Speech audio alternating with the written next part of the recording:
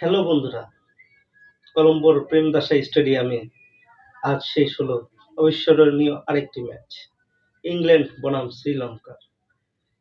এই ম্যাচে আমরা একটু অলিখিত ফাইনাল দেখলাম, শ্রীলঙ্কা বনাম ইংল্যান্ডের মধ্যে। অলিখিত ফাইনাল এই জন্য বললাম, কারণ ফাইনাল শেষ হওয়ার আগেই ইংল্যান্ড 2-1 জয়ের মাধ্যমে শ্রীলঙ্কাকে হারিয়ে সিরিজটি আজ নিজেদের পকেটে করে নিল। ব্রুকের যে ঝড়ের তাণ্ডব, সেই তাণ্ডবে টিকতেই পারল না শ্রীলঙ্কা। রাটনায়েক শত চেষ্টার পরেও পারল না শ্রীলঙ্কার ম্যাচটি ঘুরিয়ে নিতে। শ্রীলঙ্কা ফাইনালি অল আউট হয়ে গেল, আর 53 রানে বিজয় হলো ইংল্যান্ডের। ইংল্যান্ডের শুরুটা প্রথমে কিছু নড়বড়ে হলেও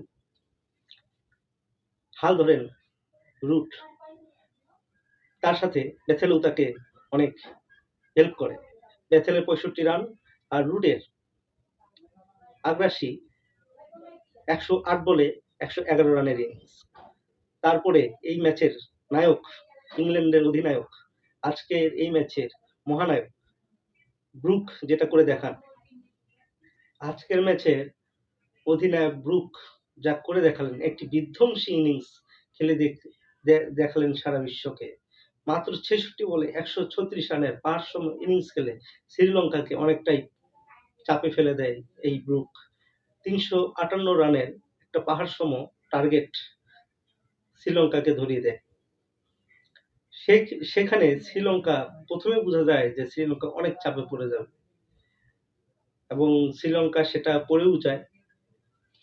একমাত্র শ্রীলঙ্কার মধ্যে রাটনায়েক ছাড়া বাকি কেউ দাঁড়াতে পারল না ইংল্যান্ডের স্পিন বোলারের কাছে।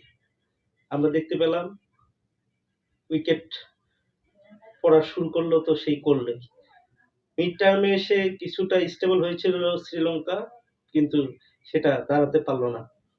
53 রান বাকি থাকতেই ম্যাচটি তাদের করে নিল ইংল্যান্ড, আর এরই মাধ্যমে ইংল্যান্ড তাদের সিরিজটি জয় করে নিল। তো আজকের ভিডিও এ পর্যন্তই। ভিডিও আর বড় করব না, পরবর্তীতে আরো এর বিশ্লেষণ নিয়ে কথা বলবো। ধন্যবাদ। সবাই সাবস্ক্রাইব করে চ্যানেলটিকে আরো উৎসাহিত করবেন, পাশাপাশি লাইকও দিবেন। ধন্যবাদ।